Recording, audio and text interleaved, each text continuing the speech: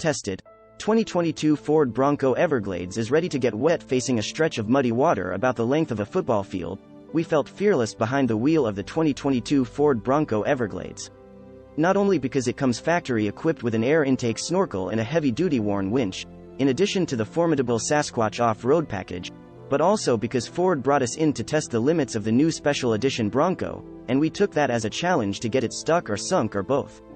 We were unable to sink the Bronco Everglades during our drive on Drummond Island, located off the easternmost tip of Michigan's Upper Peninsula, maybe if we had driven it directly into Lake Huron.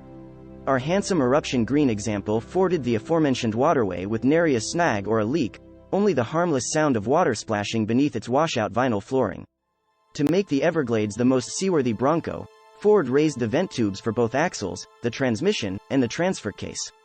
Combined with the custom-designed snorkel, this allows the vehicle to drive through up to 36.4 inches of water. That's 2.9 inches more than the Bronco Sasquatch, 0.6 inch less than the towering Bronco Raptor, and 2.8 inches more than a Jeep Wrangler. Although an island in the Up sounds like a strange place to launch a new Bronco named after the Everglades National Park in Florida, the area has some advantages over the southern wetlands. We didn't have to worry about losing a leg to a crocodile or being suffocated by a Burmese python, and we got to enjoy the island's robust trail system and rugged terrain.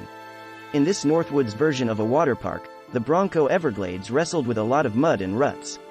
Coincidentally, mud and ruts, one of 7 selectable GOAT drive modes, automatically activates the rear locker and puts the 4-wheel drive system into 4-high.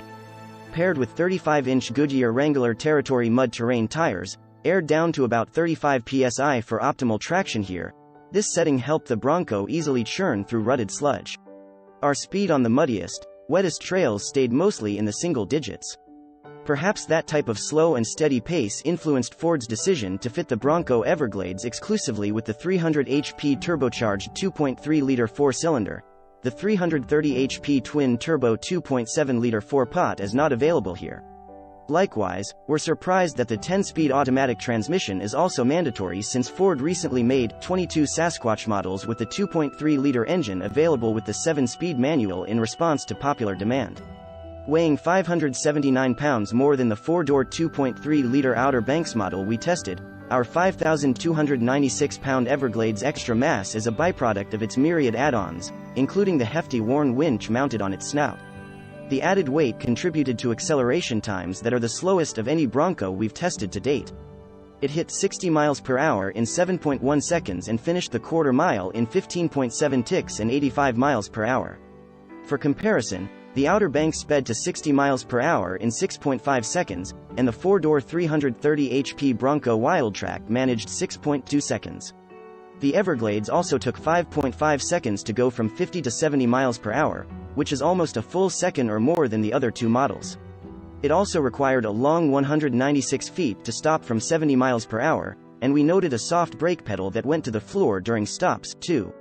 Not only is the 2022 Bronco Everglades saddled with the smaller engine, but its EPA ratings are barely better than more powerful variants. It's estimated to earn 18 mpg city and 17 mpg highway, with a combined rating of 18 mpg. At least it lived up to expectations on our 75 mph fuel economy route, matching its government highway figure. Still, the 300 HP Outer Banks is much more efficient, with a combined EPA rating of 21 mpg.